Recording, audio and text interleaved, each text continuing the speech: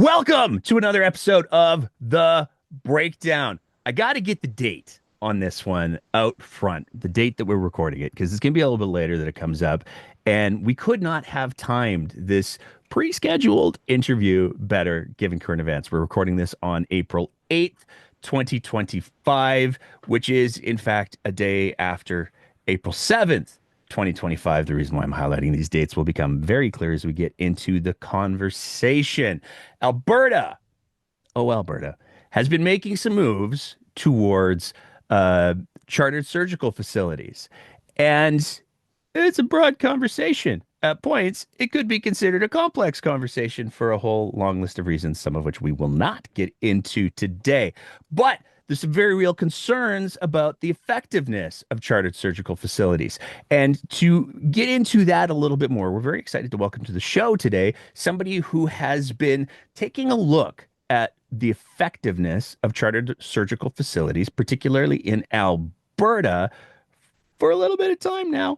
Very excited to welcome to the program Andrew Longhurst. Andrew, thank you so much for joining us today. Hey, great to be with you, Nate.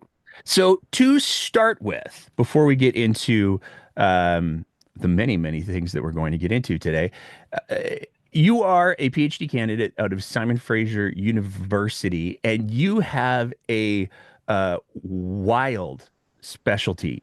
The looking at the Simon Fraser University, human geography. I have so many questions. Well, I'm going to ask you what human geography is, but before we get there, who is Andrew Longhurst and why do you care being in Simon Fraser University, which is, unless I'm mistaken, is still in BC? Mhm. Why do you care about what's going on in chartered surgical facilities here in Alberta? Yeah, fair question. Fair to say, I came to health policy in somewhat of a roundabout way. I got involved in doing work with the Canadian Centre for Policy Alternatives here in BC at the BC office, looking at how we reduce surgical wait times. It's a big issue. It affects a lot of people. It's a very much a political issue. It remains kind of one of the thorniest issues pretty much election after election. So there's a lot of, I think, importance placed on it, and rightly so. So I think, it's going on about a decade when I worked with a number of other colleagues, and we published a report on what was being proposed in BC at the time, which is allowing overnight stays to be performed in private for-profit facilities. This was in 2015. The BC Liberal government of the time was floating a trial balloon and suggesting that this is the direction they wanted to go. And we wanted to respond to that proposal. And we looked at the research literature, we looked at the experience in BC, and we had a large focus on a jurisdiction that has actually been one of the most committed to reducing wait times and improving patient care, and that's actually Scotland, the National Health Service in Scotland, not to be confused with NHS in England. Separate countries, very different politics at play. And we did a really detailed study and look at the experience and how that jurisdiction had effectively reduced wait time. So got quite engaged in this topic in my work early on. And at the time, I think I was recently minted with a master's and in human geography. And geography is interesting because it's one of these disciplines that is interested in so many different things. And a significant strand within political and economic geography is the role of policy and politics and the movement of policy ideas from place to place and their ideological underpinnings. So it's very interesting for me conceptually to think about how Alberta really initiated the inception of the ASI from former Premier Jason Kenney was based on the quote unquote successful experience with the Saskatchewan Surgical Initiative. And so this policy idea has really kind of been on the move. And so, as a geographer, as somebody interested in the relationship between space, the movement of ideas from place to place, and the people that move them. There's just from an academic perspective, quite interesting in how some ideas have legs and some don't.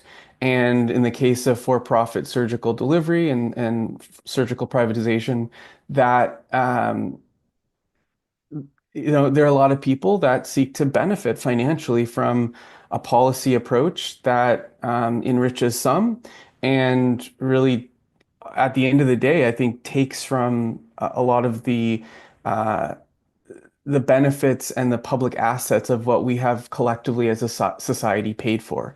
So the fact that we train our workforce through public institutions, all of the benefits of what we do collectively as a society, some of those benefits are being transferred in the form of surgical privatization. Those those resources, those investments, and those at the end of the day, those public dollars paying for those surgeries moving towards private investor-owned facilities who are doing quite well at the end of the day. And that's, I think, the big concern with that transfer of public wealth to for-profit interests in the province of Alberta. So that's a little bit about where I come at it. And over the years, I've done a lot of research on various parts of the health system, including primary care, seniors care, privatization within in seniors care, which is ongoing and a significant issue as well, and also a lot of the workforce issues that are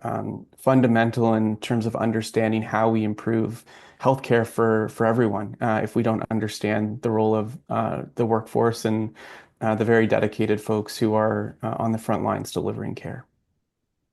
Gave me a lot to unpack there.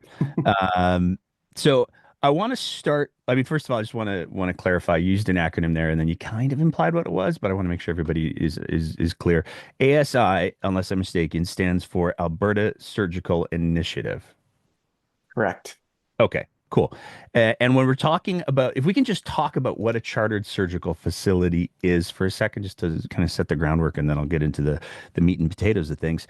My understanding of a chartered surgical facility is it is a private company that is for profit and they offer services, they replicate services that are in the presumably in the public healthcare system. This is being done in an effort. The idea, he said cautiously behind it, is that if we expand the number of places that are doing the things, we can get more people in to do the things. Am I doing okay so far? Great. Okay. There's some problems though, and you've been following these problems for a little bit of time now. Back in, I want to make sure I get the date right, 2023, you released a paper called "Failing to Deliver," which sounds great. I mean, that sounds things are fantastic. Could you go into what failing to deliver was and what made you write it? Yeah. So that really a first evaluation of the ASI Alberta Surgical Initiative that was looking at the first 3 years of the experience in Alberta with surgical privatization.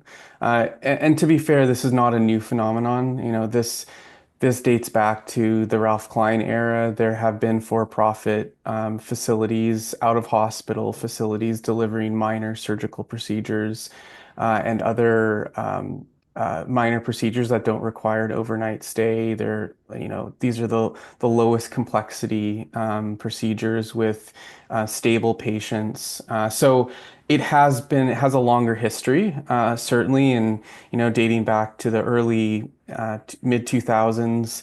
Health Resource Center in Calgary was a for-profit facility. It had to be bailed out by Alberta Health Services. So there's a long history of these sort of misadventures in Alberta with for-profit surgical initiatives. But what I really wanted to do with that 2023 report is, okay, let's assess what is actually going on with this initiative. It's been a very high-profile initiative of the Alberta government at the time under Jason Kenney. It was intended to work down the surgical backlog. It was initiated before the pandemic began, but then the argument became like this is going to be really, key to our success moving forward and coming out of the pandemic surgical backlog. So that report looked at the claims that the government made, and those claims or objectives of the ASI was that it would increase total surgical capacity, it would reduce wait times, and it would do so in a way that better meets the needs of patients in Alberta. And so on the issue of did it increase total surgical capacity, what the data showed is looking at surgical volumes overall, they actually declined in the province over those first 3 years, and really the growth in the for-profit facilities was where they were. Where the focus was and where the increase in volumes was coming from at the expense of public hospitals.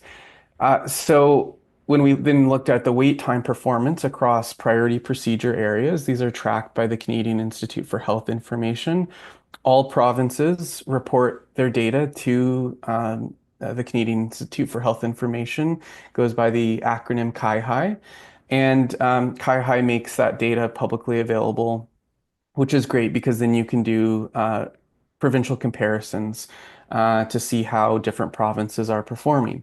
And across the priority procedure areas, namely orthopedics, Alberta was doing markedly worse than other provinces, and worse than before the ASI was initiated. So now, one of the arguments that came out at the time as well, the pandemic still, we're still in the thick of the pandemic. Things are very challenging. There is a kernel of truth to that. But what I would say to that is when I looked at the investment in other provinces around operating room staffing and investment in public operating rooms, Alberta was and continues to be a real outlier in its really refusal to make those investments in public operating rooms and public sector capacity. And so when we look at BC as an example, side by side, there was a big focus on investment on public ORs and performing more surgeries in those facilities. So all in all, did it meet its stated objectives based on the 2023 evaluation? No, it didn't. And in fact, we saw total surgical activity in the province decline. Now, there were a couple other things that you highlighted in that report that I just want to kind of flesh out before we move on to the most recent report and then yesterday. Um, the things that you highlighted, the one of them was a higher cost of for-profit surgical delivery. So the idea that seems to be pitched by advocates of chartered surgical facilities or profit-driven surgical facilities. I mean, the math to me is just like really simple, but I'm not that bright. Um, the idea is, well, hey, these private corporations, they want to make sure they're making the most amount of money, so they're going to find all of the efficiencies. And there's no question that there's some private organizations that are very, very good at finding an efficiency. But at the end of the day, a private corporation is also responsible to its shareholders, to its owners, and then they exist not for the greater good of the public, but to make the monies. Um, so can you talk a little bit about what the higher cost, like they say it will be cheaper and better and wonderful, but it costs more? Yeah. So since the 2023 report came out and the most recent report that I published with the Parkland Institute in March of this year, uh, found and largely based on the revelations that came out in the Globe and Mail, we know that these publicly funded for-profit surgeries are significantly more expensive than those performed in public hospitals. And this is based on internal costing that Alberta Health Services conducted, and it found that for-profit facilities are, up to 2 times more expensive than having those same procedures performed in public hospitals. And this is not, it is shocking, I think, in the sense that, why would we then be using these for-profit facilities? But since, these revelations and since the 2023 report that I did, we've had more and more examples of government paying a premium to for-profit investor-owned facilities to deliver the very same procedures that can be performed more cost-effectively in public operating rooms. In Ontario, we found in 20 yeah, it was in 2023, end of 2023, revelation that one of the largest chain provider of out of hospital surgical care was receiving a premium to perform the same procedures that are more cost effective if they're performed in public hospitals. We also had similar revelations that came out in Quebec, where they were paying significantly more for the privilege of having investors build facilities and have them performed in private for-profit operating rooms. And we've also seen examples in diagnostics as well, where we have evidence to suggest the same. So, we see a picture emerge quite clearly that this is not rooted in good economics. The public is paying a premium, public tax dollars to pay these facilities to build parallel operating rooms when we have public operating rooms that have already been paid for in our public hospitals. It's infrastructure that's already existing, and yet they're not being funded and staffed up to use that existing infrastructure. That's a huge opportunity cost to not use that existing infrastructure with the workforce that's already in place. But yet we see, like Alberta, provincial governments continuing to pursue this. So it is, I think, very clear that it's no longer being pursued for economic reasons. It's much more ideologically motivated. Okay. One of the other things that you talk about in the first report, 2023 report, is the increased public sector staffing shortages and destabilized public hospitals. And I'm going to paraphrase what you wrote in there a little bit, but if I'm getting the idea right, there is finite resources to do the things. And when I say finite resources, I mean there's limited number of people who can do hip replacements, knee things, shoulder stuffs, all of that. Um, and because the private system, the chartered surgical facilities, they're able to kind of, unless I'm mistaken, they're able to kind of cherry pick which patients they take. So if somebody's at a high risk of complications for surgeries, then the chartered surgical facility can go, no, no, no, no, no, we want the easy ones. And what that means is that the work that's being done in chartered surgical facilities is among those surgeries the easiest. So they're taking the easiest knee replacements, they're taking the easiest hip replacements. And that creates a very tempting work environment for people who are feeling burnt out, for people who are feeling tired.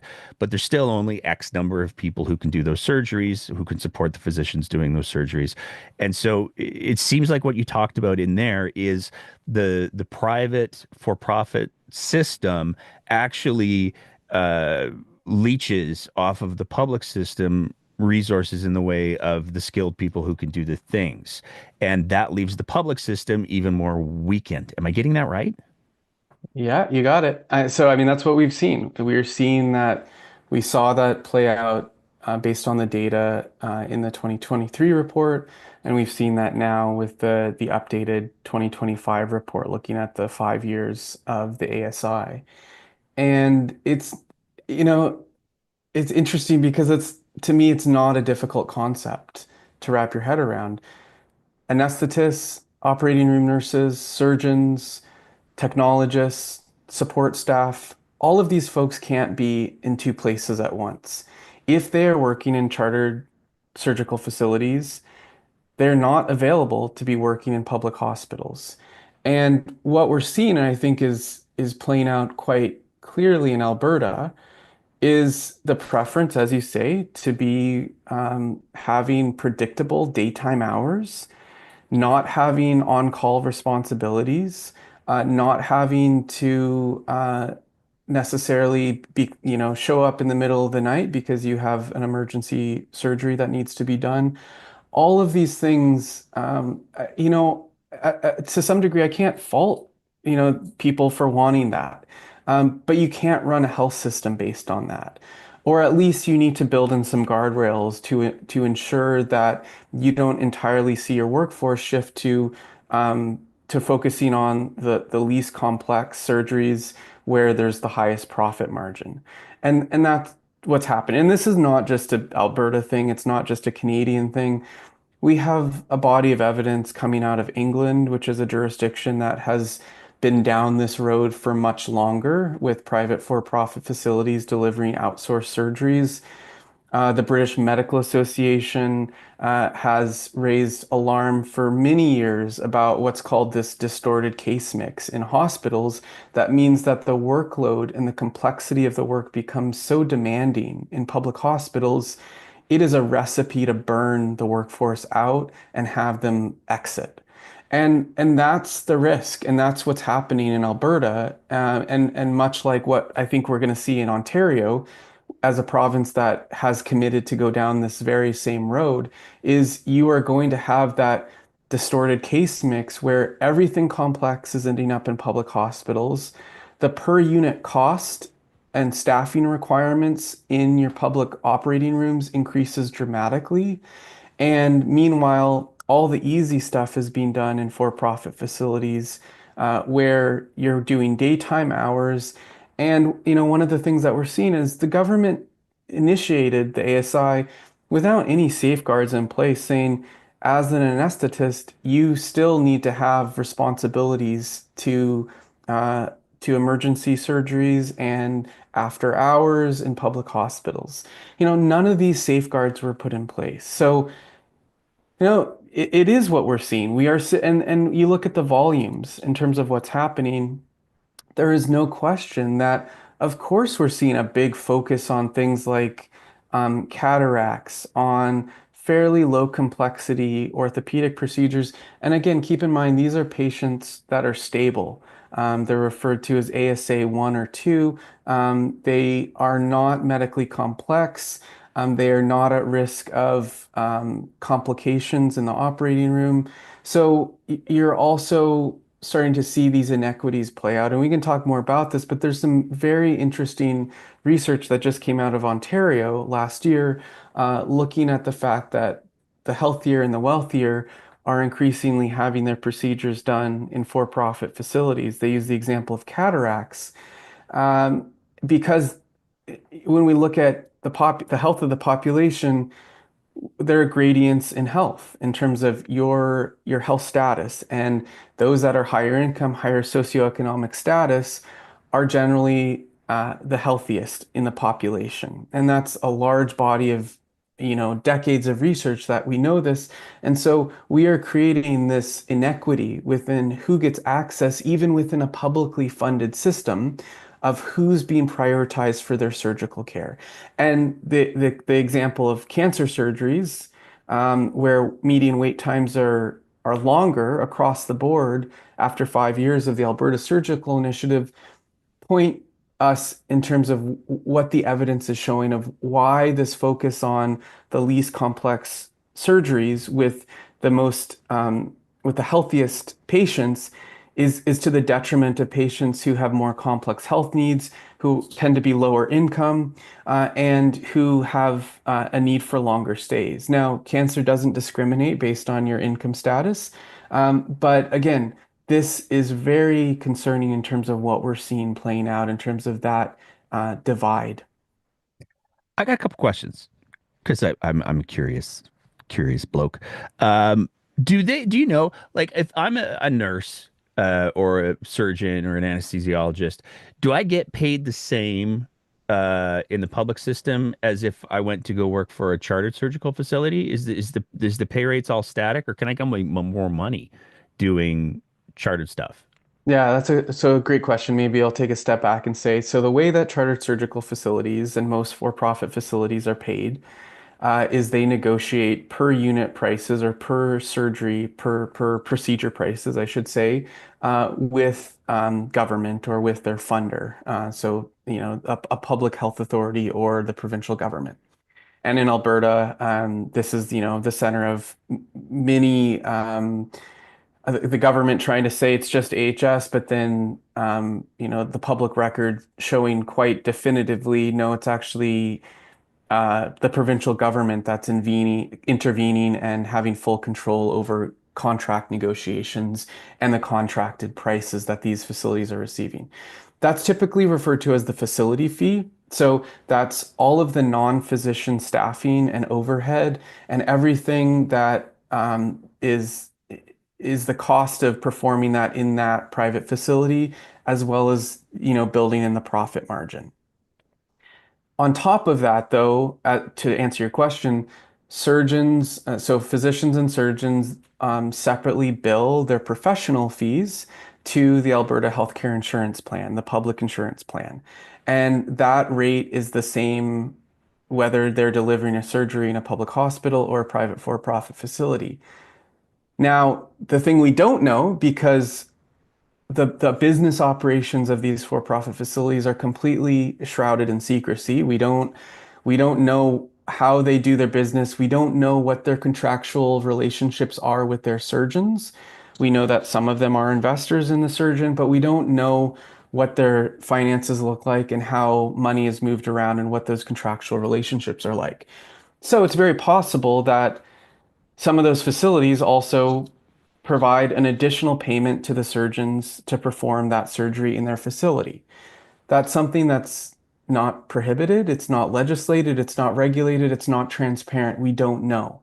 And a lot of these very concerns about the lack of transparency about the relationships between surgeons and physicians working in those private facilities and the agreements they make came to light in the Cambie surgery litigation here in British Columbia, where a long-standing proponent of privatized medicine and the CEO of Cambie Surgery Center, a long-standing private surgery clinic here in Vancouver, that constitutional challenge, which has now ended, and they were unsuccessful in their claims, but many of those issues that I mentioned around the uncertainty and the lack of transparency around what are the incentives that are being offered to surgeons and physicians to do their surgeries and do their work in private for-profit facilities, it's completely a black box in this country.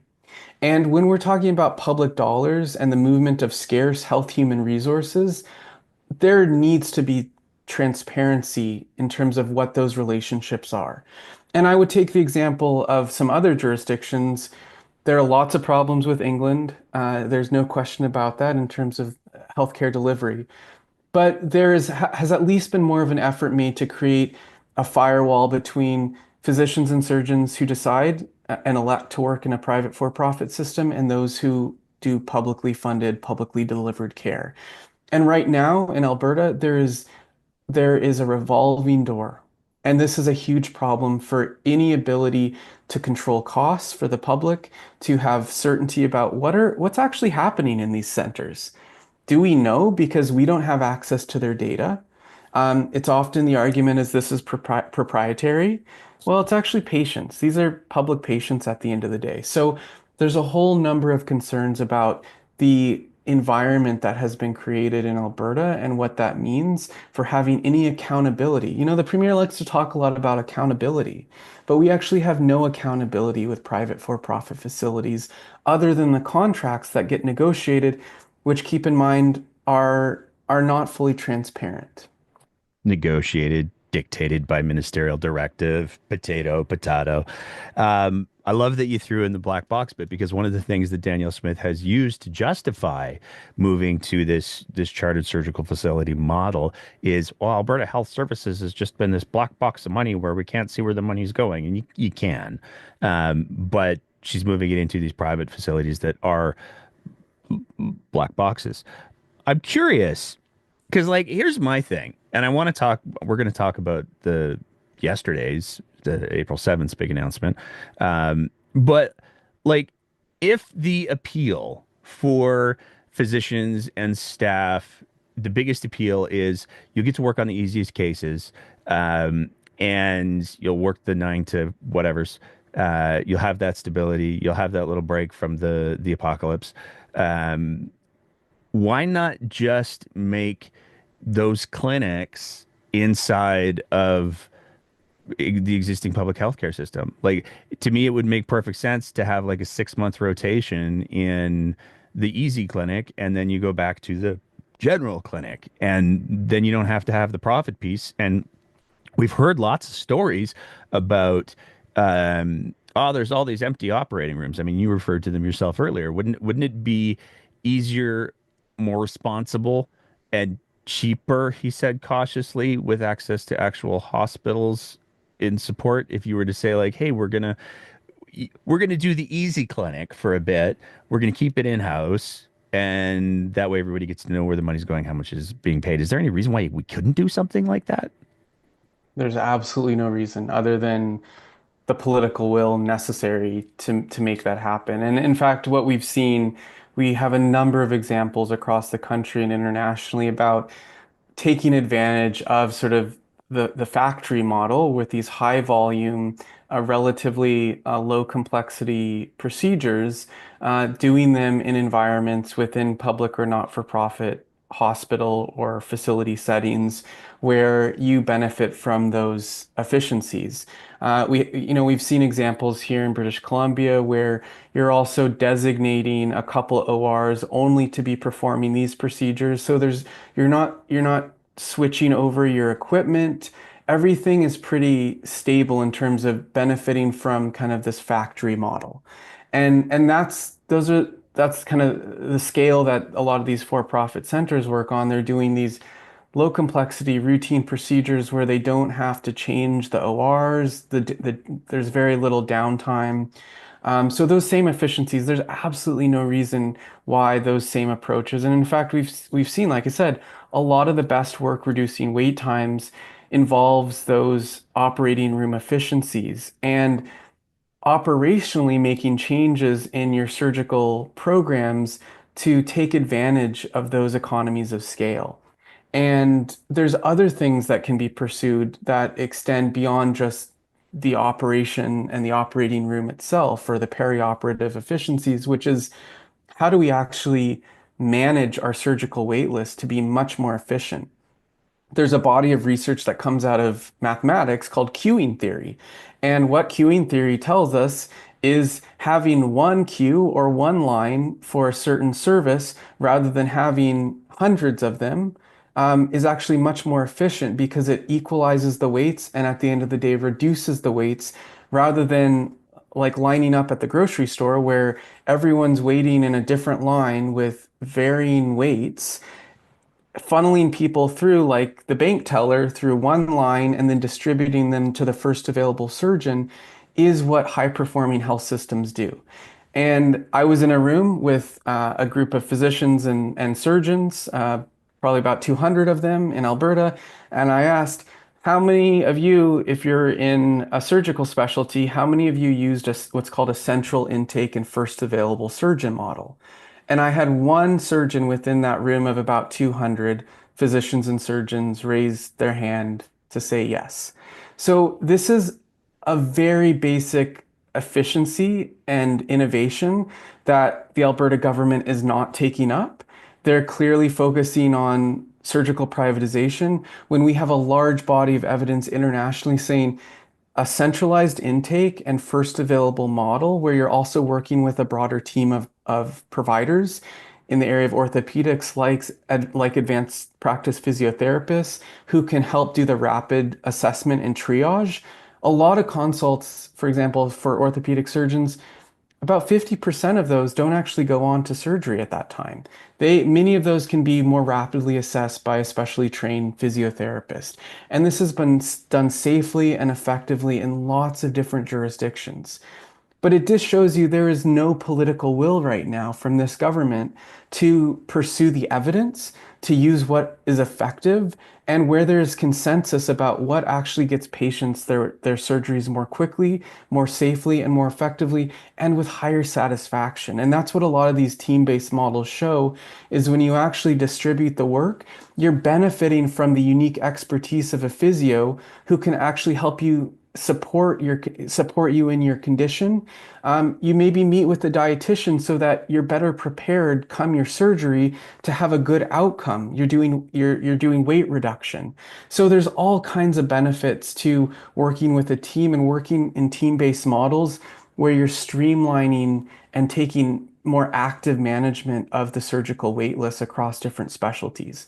But like I said, all of that is languishing because this government has decided that for-profit surgeries is where we want to put the entire focus.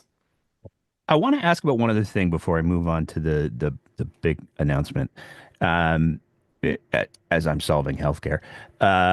But one of the other things that we have heard, and I'm curious if any of the stuff that you've looked at covers this off.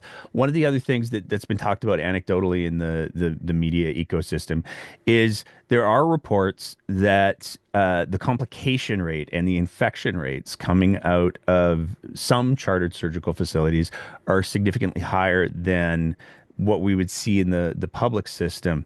And the rub there is that they don't deal with those. So if you go to, and please correct me if I'm wrong, but my understanding is if you go to a chartered surgical facility here in Alberta and you get an infection, their response is like, "Hey, sorry, Peter Lougheed's over there."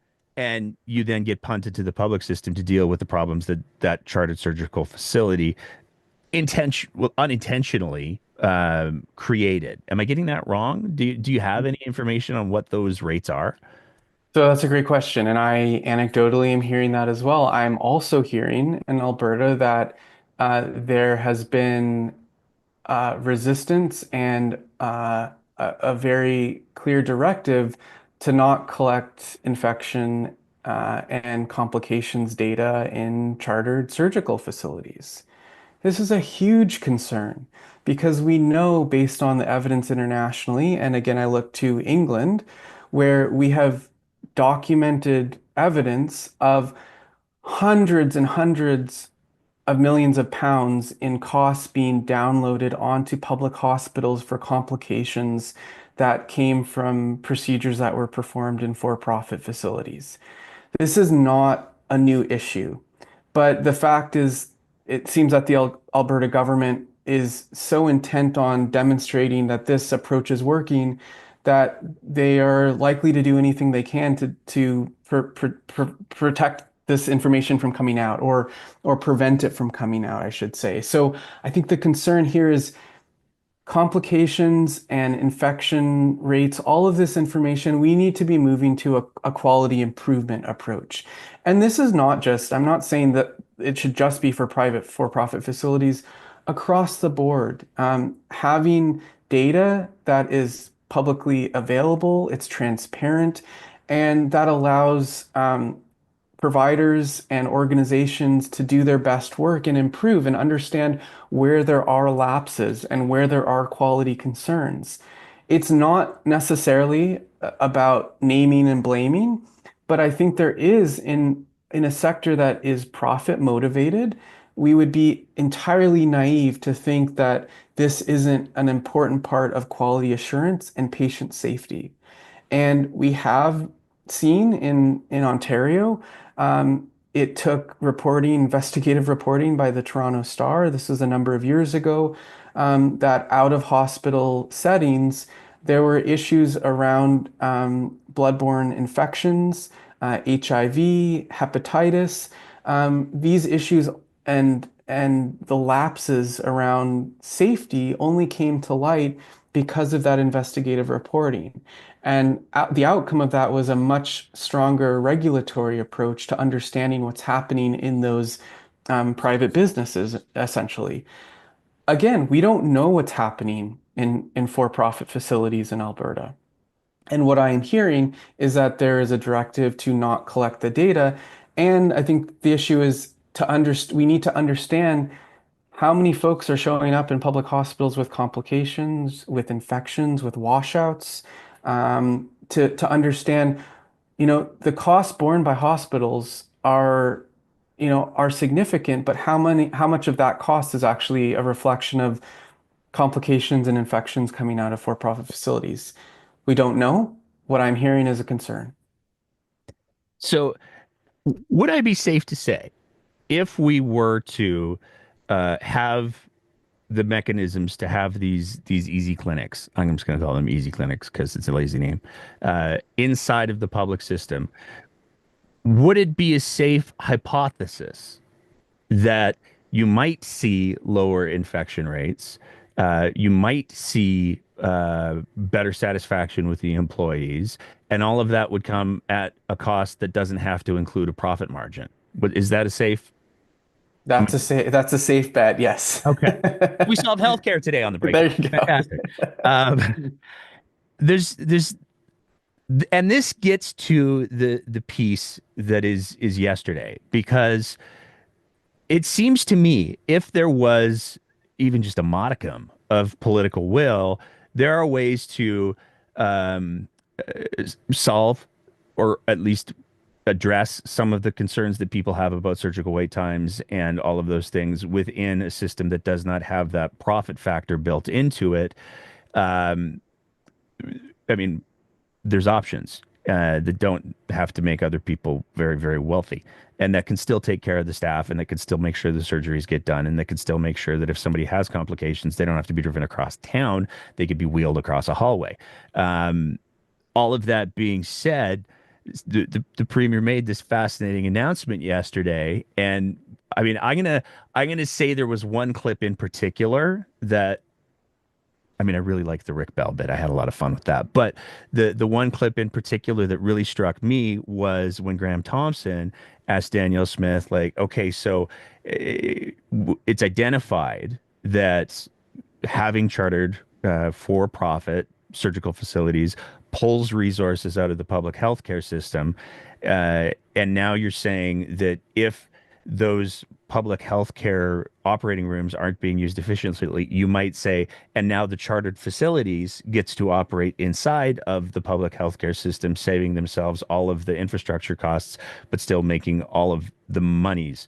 And and Graham Thompson was like, is that what you're saying here? And Danielle Smith's response was, mm-hmm, which was bonkers to me on so many levels. But what do you make of yesterday's announcement? And as a follow up, um, what do you think Albertans should make of yesterday's announcement? Yeah, there are lots of issues with what was announced.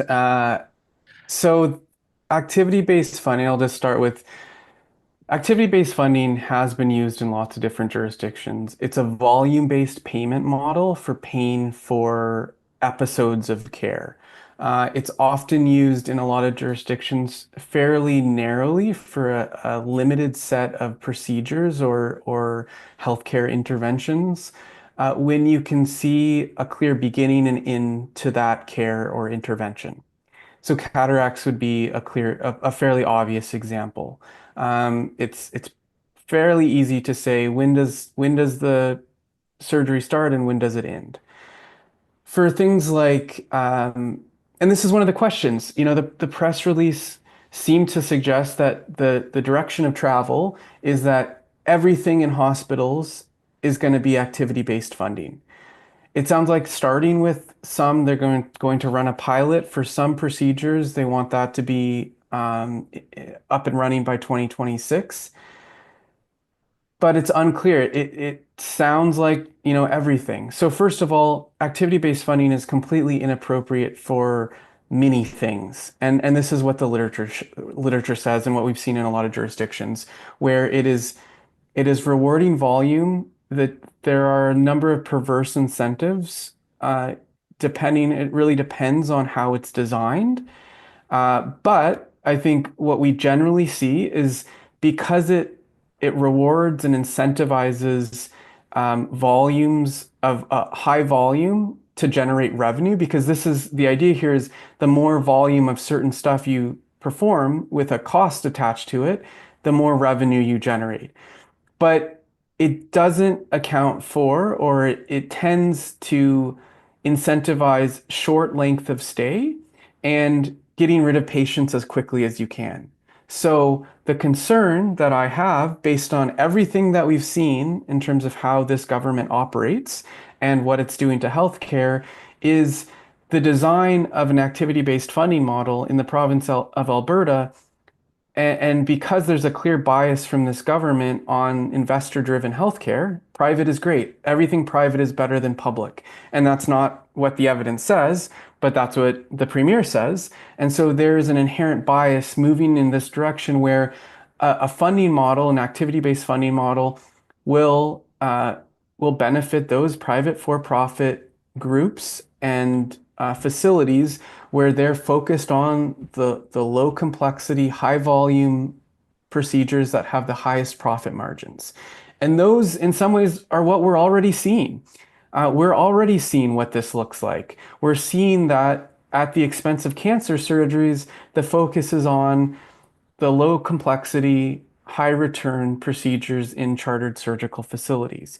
So I see it as a continuation, but I also see it as an acceleration of what we're already seeing, which is creating those perverse incentives to just focus on what's easy and fast, and then be able to say, well, look, hospitals are just so expensive and costly. And of course, they're dealing with the most complex procedures and the most medically complex patients who often have longer lengths of stay in inpatient beds. So I have so many concerns about this direction. And I also think, having watched the premier's video that was part of the press release or the announcement, there is what I call the government is guilty of drive-by comparative health policy, which is when they completely decontextualize what's happening in those jurisdictions who have used activity-based funding. So the premier has used these examples of Northern Europe and Scandinavia in particular without any reference to the fact, well, first of all, these are jurisdictions that spend a higher share of public funding on public health care. And you also have a much, much stronger system of home and community care and post-acute care to support post-surgical patients. So a lot of, keeping in mind, activity-based funding came out of the US at a time when they were trying to control Medicaid, so the public portion of health spending in the US, they were trying to rapidly control Medicaid expenditure. And much of that had to do in the US with the growth and explosion of for-profit hospital chains. So this model was intended to create certainty and contain costs within that system. Now, the unintended consequences, and now 30, 40 years later, the experience with activity-based funding internationally for hospital care has shown that it has a tendency actually to increase healthcare expenditure. Keep in mind, that's the exact opposite objective of what the premier has claimed, because it incentivizes more activity and not activity of necessarily the right things. Like I said, you're finding the things that have the lowest marginal cost that are the most profitable. What can you do that has the least overhead and staffing requirements that generates revenue for your organization or your business? And those are the areas of focus. So it tends to increase spending, not decrease it. And the global budget is, it's interesting that Premier Smith is making global budgeting such a target because the global budget actually creates certainty in a way that activity-based funding doesn't. So again, all of these claims that are being made, the evidence shows the opposite. We also see, again, this perverse incentive to get rid of patients as quickly as you can without the follow-up care necessary or the length of stay in inpatient care that may be necessary for more medically complex patients and patients undergoing more complex procedures. So that sort of, I think, the main concern is an acceleration of what we're already seeing playing out. And again, that movement of the workforce into doing more of the low complexity. And then I think the point that you made, or the comment that came out about public hospitals being encouraged or having to lend out their public operating rooms to groups of private surgeons and for-profit corporations to perform procedures within public assets. This is very concerning because it's essentially public assets paid for by taxpayers, the public, in the service of private profits. And that is increasingly, I think, the direction of travel that we're seeing, not just with surgical care, but also with the movement towards recovery-based substance use services that many of them have no shred of evidence behind them, but are backed by investors and for-profit corporations who have a lot at stake in terms of making money off of public dollars. And not unlike the US, where the Alberta Premier likes to spend time, we're seeing a movement in that direction of the public purse being in service of enriching private individuals. Which, I mean, you walked me right up to my next question, because it seems to me, and I'd love to get your take on this. It seems to me that what we're fundamentally talking about is priorities. And the question that I would ask the premier, were she ever to take one of my questions, she will not, is what is the priority here? Because if the priority is patient care, adding the layer of, and somebody's got to make profit, like there's nobody in Alberta Health Services who's making profit. AHS as an organization doesn't profit off of the things that they do. Um, if the priority is patient care, there should not be a profit function. If we're introducing a profit function or expanding an existing baseline for a profit function, that says to me that the priority is not the patient care. The patient care is a means by which to access the profit, because the profit is the goal. And so I am having a very difficult time wrapping my head around how the Alberta healthcare system is not being restructured in a way that is not about patient care, but it's about opening up the public purse so that people can make profit. Am I getting it wrong? No, I think this is exactly what's happening.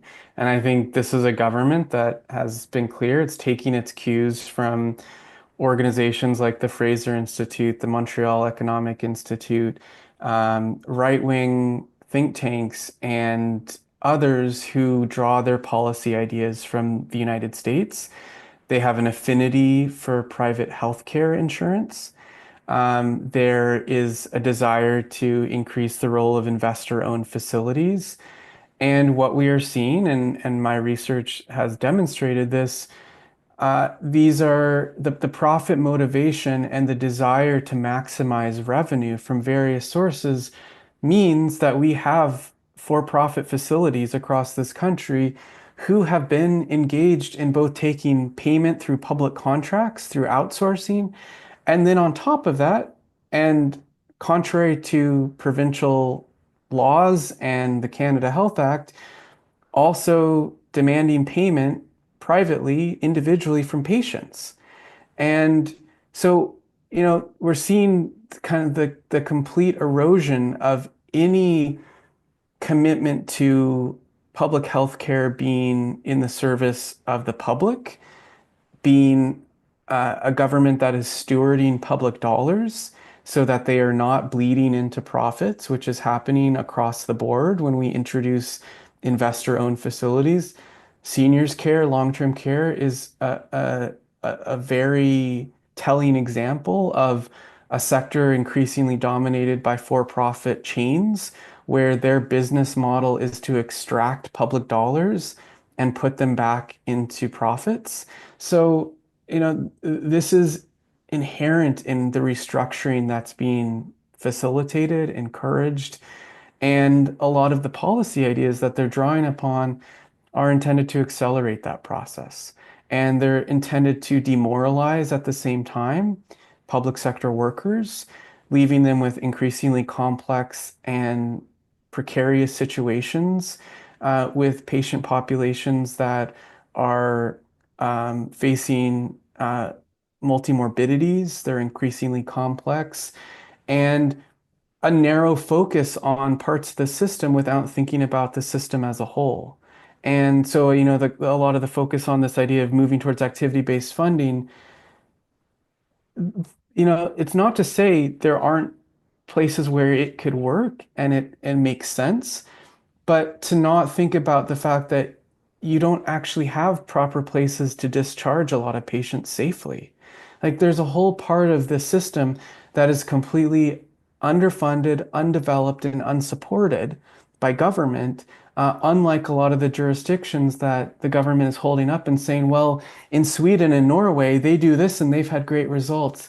It completely decontextualizes the realities and the fact that those systems are much better in a lot of ways, that Alberta is just fundamentally different and not set up to support people, but in turn, it's going to download costs onto patients and families to provide the care that they need if that care is not being provided for in hospital settings. This is a US style of healthcare that's being promoted where those costs get downloaded onto individuals. That's the direction of travel. Couple of things that I want to pull out of what you talked about there, and I think one of the things that's important to highlight is I think we saw, correct me if I'm wrong, I think we saw during the pandemic the worst case scenario for what can happen when you outsource healthcare to private for-profit organizations, and I'm talking about the long-term care facilities in Quebec, because those were long-term care facilities that were supposed to take care of the elderly and the vulnerable. And because they figured out that you can buy things with money, there were some shortcuts that were taken. And because of those shortcuts, there were a boatload of seniors who died, arguably unnecessarily, or preventably is probably a better word. And that is what can happen when the profit motivator is introduced. And I would be willing to speculate that some of the problems that the provincial government is seeing in certain legal actions, uh, we take a look at, and I'm going to throw it's all alleged and hasn't been proven in a court of law right up front here. But if you take a look at some of the allegations that exist in the AHS CEO's lawsuit against Alberta Health Services and the provincial government, she's very, very clear. There were concerns that because there was a profit motivator, people were trying to influence and get close to the government, and the government then allegedly facilitated business deals, not because it was the best option, not because it was in the best interests of patients or the healthcare system, but because these are our friends, allegedly. All of this is unproven in a court of law. Rana, leave me alone. Um, but I think that the fact that those concerns are raised, I mean, it will be hopefully tested in a court of law. Hopefully, Albertans will have answers to these very, very, very important questions. But the fact that there's this new variable, which human frailty has demonstrated we're vulnerable to, is being actively introduced, seems to me to be a very dangerous choice. Uh, Mhm. and so I guess my question after that little rant is, uh, am I wrong about the long-term care facilities and COVID and Quebec? And do you think that there is risk in injecting uh, this temptation into an environment that is already very, very fraught? We have a body of evidence that came out of the COVID-19 experience in the early years of COVID-19, where we saw for-profit facilities generally perform much worse than public and not-for-profit facilities. And it is clear based on that staffing levels and staffing mix are a structural determinant of care quality and also their ability to properly address infection control. And we've had the Royal Society of Canada put out a large report. We've had multiple reports published by academic journals looking at administrative data sets, large data sets, to demonstrate that generally, yes, for-profits are performing inferior compared to not-for-profit and publicly owned and operated. And largely, as I said, that has to do with staffing levels being lower and staffing mix being inferior in facilities where the business objective is profit making. And so we can't be surprised that corners are going to be cut. That's inherent in a profit motivated business. And staffing is the largest expenditure in healthcare. It's over 70% in most healthcare facilities and organizations. So it is clear that that's happening. And, I think just to add another layer to this, Nate, we are in a time of unchecked greed. I mean, we are in a moment in history where it, this idea that the public purse is entirely for the taking, our collective resources as a society that we have built up are something to be exploited by the wealthy. And I think this is what's happening in Alberta. Very clearly, this idea that the public goods, public assets, let's transfer ownership and take those public hospital assets away from AHS. And then, will we have any say in terms of how those public assets are then used to serve the benefit of private for-profit interests? I don't have any trust that we're going to have safeguards on that. It is, a time of incredible greed. I don't think there's any other way to put it. And we're seeing that in Canada, healthcare is one of the most protected parts of public spending. There's significant market opportunities in the language of a lot of investors, and they want action. Nate, I published a report in 2023 on Ontario hospital privatization and these same pressures that are happening in Ontario. And in that report, it includes several emails from a US healthcare investment advisory firm that was sniffing around for market intelligence about opportunities that they were no doubt going to use to advise their clients about investing in the Canadian healthcare market, as they put it. They see this as one of the last frontiers of making money. And so I think we have to be very live to the fact that this is seen as a way to extract wealth and benefit from assets and wealth creation that has been held publicly, collectively by all of us as citizens. And they want a piece of that. And it is at this point in time, really hasn't come up against a lot of barriers in Alberta as we're seeing. And those safeguards and guardrails are just not in place. I'm going to go ahead and say the quiet part out loud because the subtext to all of this whole conversation, seems to be let's do the easy things so that we can make the most money. Um, and some people will be left behind. Some people will not get the care that they deserve. And by pursuing this model, the subtext to me seems to be, and we're okay with that. And that to me is perhaps the most alarming part of the direction that the Danielle Smith is so desperately pursuing within healthcare in Alberta is, there's clear shades of, well, everything that you do up to stage 4 cancer is under your control going on here. There is that cynical approach to people who are sick, who need help, and they didn't do enough. So we're going to take care of the people who are doing the right things. We're going to take care of the people who did do enough. And if you didn't, sucks to be you. You get the leftovers if you get anything. And that to me, please tell me I'm reading that wrong. I don't think you're reading it wrong, and the evidence coming out of Ontario, I think even within a context of what is claimed to be publicly funded surgeries, we're seeing this divide taking shape, this two-tier system where faster access is available to those having their procedures done in the for-profit facilities. And as this study hypothesizes, these are also facilities where there may be either overt or more subtle coercion for patients to pay for an upgraded lens or something additional that then helps give them preferential access to their cataract surgery more quickly. This is quite a problem within cataracts where we see this type of upselling or coercion taking place. You don't need to pay out of pocket for cataract surgery. It's entirely publicly insured.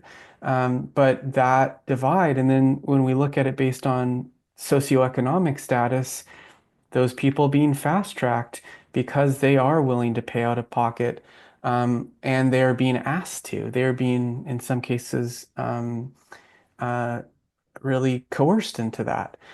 But I think then when we look at what that looks like for patients, like you said, needing more complex care, it is absolutely a concern where if we don't have a properly resourced public hospital system, the patients who, and it's not just lower income patients, it's going to be everyone who needs more complex care is going to lose out if the system cannot deliver. But I do think the direction of travel is trying to increase and entrench a for-profit sector where once they have you in the door, there are opportunities to use coercion to get you to pay out of pocket. And that's what a lot of my research has shown over the last number of years is despite claims by governments of various stripes to say, oh, outsourcing is benign. It's just using public dollars. Patients don't care where their procedures are delivered. These are facilities, some of them, that have engaged in unlawful extra billing when they are also being contracted to perform publicly funded procedures. On top of that, we also have facilities and chains that are engaging in what they call out of province surgical care, where you're a patient coming from a different province paying entirely out of pocket to have that procedure performed for, $28,000 in that facility. And that's happening in Alberta too. So at the end of the day, it's about creating the environment and the context where you, as a patient, are really in a situation where there is a power imbalance and you are going to be asked or coerced into paying for things that you don't need to pay for in order to get the care that you need. And this is what's happening. And, it's, uh, it's something that's widespread in the United States. This is a model that has been this is a country with the most expensive per capita healthcare spending in the industrialized world, and yet has some of the worst outcomes when you look at a number of different indicators, including life expectancy and infant mortality and others. So these are not, this is not a direction that we want to be going in. Yeah. To me, if I was to sum up the whole thing, and then I'm going to give you the floor to add in anything else that you want to say. If I was to sum up the whole thing, it is tragic to me that it is not unrealistic to look at the whole popsicle situation and wonder behind closed doors were the UCP going, "Oh man, we messed that up. We took the popsicles away entirely. We should have charged 25 cents a piece." And that's not like to say that isn't ridiculous in this environment. To speculate, I'm not saying that happened, but to speculate that that's a conversation that conceivably could happen inside of the model that they're pursuing is not like it's not outlandish, it's not ridiculous, and it should be ridiculous to say in a public hospital there's the possibility that a kid who's getting cancer care or that somebody any other patient who's getting any kind of inpatient care would have to pay for those things. That's just bonkers. But given the conversation we've had today, I feel like it's also plausible. Well, I think it's a philosophical view that can't, for some folks who are very focused on for-profit everything, they can't envision or don't want to envision a world where we actually do things out of compassion and shared commitment for each other as human beings. And I think this is what we're seeing play out so explicitly in the United States, where the idea that we do things for each other with no financial cost or barrier, but we do it collectively uh, as a commitment to each other's human worth and dignity is something that some of these folks are completely at the end of the day, I think they're just against that fundamental concept of sharing, of doing things for each other. And it means that things can't be monetized, they can't be commodified. And the worldview and the direction of travel in Alberta is that everything should be commodified and somebody should be able to exploit another person over it. And I think that is so fundamentally at odds with what has made Canada the country that it is. And I think that view of commodifying all of our social relationships with each other is something that's actually very much at odds with the vast, overwhelming majority of Canadians in this country. And I think we see this playing out with what's happening with the threat, the very real threat of annexation by the United States, where Canadians are saying overwhelmingly, I have no interest. I mean, even in Alberta, where you still see the vast majority of the population saying, I have no interest in this discussion of being annexed by the United States. Because I think we do have had this commitment to each other. And I think that's worth a lot. And I think it's absolutely worth fighting for. And I think we are at a moment of I think significant unity over what we share in common. And I grew up in the United States. I've seen growing up, how those inequities and divisions play out. And I don't think for a moment that's something that even the most ardent supporters of for-profit healthcare really want to see at the end of the day. The idea that you are at risk of personal bankruptcy because you get cancer and you have healthcare needs that are in the hundreds of thousands, if not millions of dollars, because it's at the whim of some private insurance company or some private for-profit hospital that determines what the price is. I don't think these are values that Albertans and Canadians share. And I think this government is very much at odds with where public opinion is. And as I've said, where the evidence is, their direction is not actually reducing wait times for the vast majority of procedures. It's not increasing surgical capacity. You're just enriching a handful of people. And I think it's becoming abundantly clear that that's the game. And that's what's happening. And it's not just in surgical care. Yeah, I love what you said there because to me, if I was going to pick a core characteristic of Canadian identity, it's that we try to take care of our neighbors, whether it's our neighbors across the street, whether it's neighbors across borders. The Canadian ethos has been to strive to take care of everybody. I think this is one of the reasons why that Canada had the strong reputation for the period of time that it did for being the peacekeepers of the world and being leading the cutting edge of excellence when it came to those things. And it's bonkers to me that the same people who are lighting their hair on fire about the lack of a Canadian identity and how, oh, Justin Trudeau and his post-national state has destroyed the Canadian identity are acting in direct contradiction to what I think most people would say is a core defining characteristic of Canadian identity, where you just take care of people because it's the right thing to do. And it's bonkers to me. The hypocrisy is just it's breathtaking. Uh, Hmm. Hmm.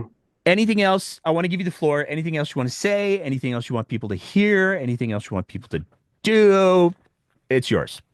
I really appreciate the conversation, Nate. I would encourage folks, if they haven't had a chance, check out the report. It's at parklandinstitute.ca, both the 2023 report and the updated 2025 five-year analysis of the Alberta Surgical Initiative. And I think I'm going to be continuing to monitor the situation.